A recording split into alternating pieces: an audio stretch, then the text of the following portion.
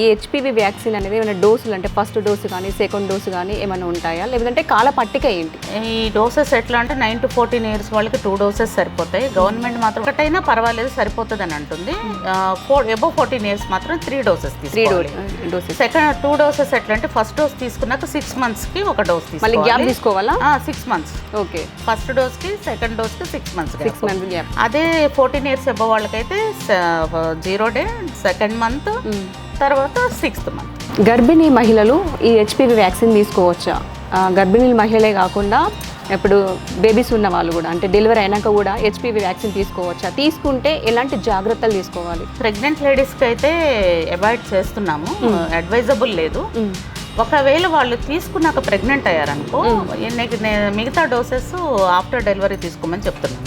Pregnant ladies గర్భధారణ సమయంలో మాత్రము తీసుకోవద్దని చెప్తున్నాము. ఇప్పుడు డెలివరీ అయిన తర్వాత కూడా వాళ్ళు హెచ్పివి వ్యాక్సిన్ తీసుకోవాలనుకుంటారు, వాళ్ళకి ఏంటి అంటే తీసుకోవచ్చా? ఆఫ్టర్ డెలివరీ అద్భుతంగా తీసుకోవచ్చు, అంటే అప్పుడు కూడా ఎలాంటి ప్రాబ్లం ఏమి రాదు. ఏమి రాదు.